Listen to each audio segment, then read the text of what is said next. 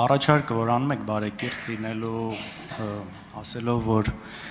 ժողովուրդը մեզ այստեղ է ուղարկել ոչ թե իրար հետ կռիվ անելու համար, այլ աշխատելու համար, կարող է հետաքրքիր թվալ, հատկապես եթե ինչ-որ մեկը սա լսեր, ով ոչնչից տեղյակ չէ, այսպես լսում, ասում աղա ինչ մարդ է, ինչ լավ առաջարկ է անում։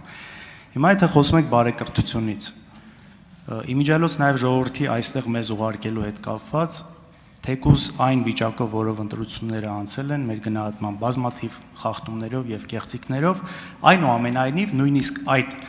ամենից հետո պատկերը այնպեսին էր, որ այստեղ պետք է լիներ 4-րդ խմբակցությունը, Բարգավաճ Հայաստան խմբակցությունը, որը ստացել էր այդ ձայները, որից ուղղակի գողացան։ Այդ մանդատները ուղղակի գողացվեցին, որովհետեւ դուք ունենաք 3/5-րդ։ Հիմա ինչքանով է սա բարեկիրթ։ Այնուհետև Բարգավաճ Հայաստան կուսակցության նկատմամբ տեղի ունեցողը։ Ինչքանով է սա բարեկիրթ։ Գիտեք, այստեղ շատ իմ գործընկերներ Մեսրոպ Մանուկյանն ու Արտուր Սարգսյանն նույնիսկ այստեղ չկալանքի մեջ է։ Ես նայում եմ ուժեղ Հայաստանից Նարեկ Կարապետյան, Դավիթ Ղազինյան, Մամիկոն Ասլանյանով տարիներ շարունակ եղել է ապօրինի քրեական հետապնդման ու կալանքի մեջ։ Մյուսներին եթե մոռանում եմ, ներողություն եմ խնդրում, ու մնացած այլ մարդիկ, որոնք այս ամբողջ ընթացքում ենթարկվել են ձեր կառավարության կողմից այս ամբողջ խոշտանգումներին ու քաղաքական հետապնդումներին։ Հիմա մենք չենք կարող այս ամեն ինչից դուրս գալ այստեղ եւ մտածել, որ մենք այսպես ինչ-որ վակուումի մեջ ենք, սա ինչ-որ անկլավ չի այս ամեն ինչից դուրս։ Եվ սա չի կարող չանդրադառնալ։ Հիմա եթե ավելի կոնկրետ այս ամեն ինչին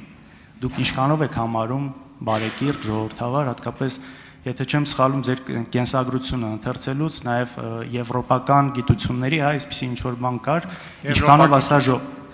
ինչքանով ասա ժողովրդավար, ինչքանով ասա բարեկիրթ եւ այս ամենի ֆոնին ձեր առաջարկը ինչքանով է անկեղծ ու իրատեսական։ Շնորհակալություն, պարոն Քոչյան, ձեր մատնանշածը բարեկրթության հետ կապ չունի։ Նկատի ունեմ դուք մատնանշեցիք կենտրոնական ընտրական հանձնաժողովի մի որոշում եւ իրավական գործընթացներ, որոնք դուք մեկնաբանում եք այնպես, ինչպես դուք եք մեկնաբանում, ես համաձայն չեմ ձեր մեկնաբանության հետ։ Բայց դա բարեկրթության հետ կապ չունի։ Ես չեմ առաջարկում համաձայն լինել ամեն ինչի մասին։ Ես ընդհանրապես առաջարկում եմ լինել բարեկիրթ։ Ես ձեր գնահատականների հետ համաձայն չեմ։ Ես կարծում եմ, որ Հայաստանում գործում է օրենքը եւ մեր իրավապահ մարմինները, դատական մարմինները աշխատում են համապատասխանաբար։ Իդեպ հետաքրքիր է, որ դուք քանի որ ձեր հարցի մեջ եւ բարեկրթության մասին խոսեցիք եւ քաղաքական ճնշումների, եթե ես ճիշտ եմ հասկանում։ Տեսեք, ըստ իս օրինակ քաղաքական ճնշումներ հիմա չկան, բայց ես գիտեմ ինչ է քաղաքական ճնշումը, որովհետև օրինակ 2008 թվականի մարտի 3-ին, երբ որ ձեր հայրը նախագահ էր, պարոն Կարապետյանի հայրը ՀՀԿ խմբակցության ղեկավարն էր, եթե չեմ սխալվում, մարտի 3-ին մեր դուռը ծեծեցին ԱԱԾ աշխատակիցները եւ սկսեցին մեր տունը խուզարկել, հետո հորս հրավիրեցին ԱԱԾ, ուղղակի հրավիրեցին, ինքը գնաց եւ այլևս չեկավ 3 ամիս, որովհետեւ իրան ձերբակալեցին եւ կալանավորեցին եւ մեղադրանք առաջադրեցին պետական իշխանության բռնազավթման մեղադրանքով։ Իհարկե ինքը կատարելապես անմեղ էր, որովհետեւ այդպիսի փորձ ընդհանրապես տեղի չէր ունեցել, ինքն էլ առավել եւս ոչինչ, այսինքն ղեկավար կազմում չէր եղել այդ հանրավակների եւ ինքը 3 ամիս քաղբանտարկյալ էր, 2.5 կամ 3։ Եվ արդյունքում գործը փլվեց եւ կասեցվեց քրեական գործը, նա ազատ արձակվեց։ Ես գիտեմ, որ նա բռնաճնշում է։ Իսկ բարեկրթությունը նույնպես գիտեմ, որ նա բարեկրթությունն է, որ այդքանից հետո, այն որ ասում եք, չէ, բա մեր կալանավորված ընկերները, նրանց երեխաները, հայրերը, ես իմ 18-ամյակը դիմավորել եմ իմ հոր կալանավորված վիճակով։ Եվ բարեկրթությունն այն է, որ իմանալով որ ամենայն հավանականությամբ ձեր հոր ուղիղ հրահանգով է իմ հայրը ձերբակալվել եւ իմանալով որ պարոն Կարապետյանի հայրն էլ այդ ժամանակ իշխող ՀՀԿ խմբակցության ղեկավարն էր ես միևնույն է կարծում եմ որ ես պարտավոր եմ ձեզ հետ շփվել պարզ մարդկային պարկեշտության եւ բարեկրթության սահմաններում եւ իմ անհամաձայնությունը հայտնել նման ոճով շնորհակալություն արձագանք Տեսեք, եթե խոսում ենք 2008-ից կամ այլ թվականներից, կարող ենք նաև ավելի հետ գնալ 90-ականներից խոսել, երբ որ եթե չեմ սխալվում, ձեր հայրը նաև ազգային ժողովի փոխնախագահ ու տարբեր բաներ հիշել։ Իմ հայրն էլ վարչապետ էր։ Հիմա առանց մտնելու, իհարկե համաձայն չեմ այդ դիտարկման հետ, բայց առանց մտնելու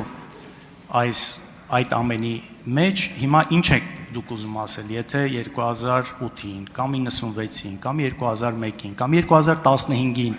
եղել են սխալ բաներ, ուրեմն հիմա արդյոք դրանով արդարացվում է այդ ամեն ինչը։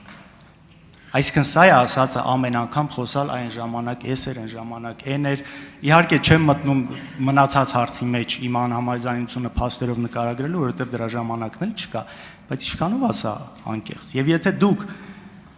մինչև այս ամեն ինչը հրապարակային հայտարարում եք, որ վենդետա լինելու է, ու հիմա ասում եք, որ նկատի ունեմ իրավական վենդետան իրավական չի լինում, իրավական լինում է արդարադատությունը։ Ու դուք այս ամենը հիմա ասում եք մի մարդու, ով ընդամենը 2 օր առաջ իմ հերթական դատավորությունն էր, որը շատ լավ գիտեք ինչի մասին է ու ինչա կատարվում։ Պարոն Քոչարյան, վենդետան, իրավական վենդետան հենց ակամարշուտ արդարադատությունը հենց ժողովրդի իրավական վենդետան է, որովհետև ժողովուրդը եւ իրենից ծնված դատական համակարգը պատժում է հանցագործներին։ Հաջորդը, ոչ ես ամենևին չեմ ասում, որ եթե նախկինում եղել են բռնաճնշումներ, հիմա պետքա բռնաճնշումներ լինեն։ Ես ասում եմ ուղիղ հակառակը։ Ես ասում եմ նախկինում եղել են բռնաճնշումներ, հիմա բռնաճնշումներ չկան։ Եվ չգիտեմ, ուղղակի նայեք, թե ինչեր կարող են ձեր խմբակցության անդամները խոսել եւ հարցնել ինձ, վարչապետին, մյուսին, ինչեր կարող են ասել եւ հարցնել մյուս խմբակցության անդամները եւ դուք կտեսնեք, որ Հայաստանը ժողովրդավարություն է, որտեղ գործում է օրենքը։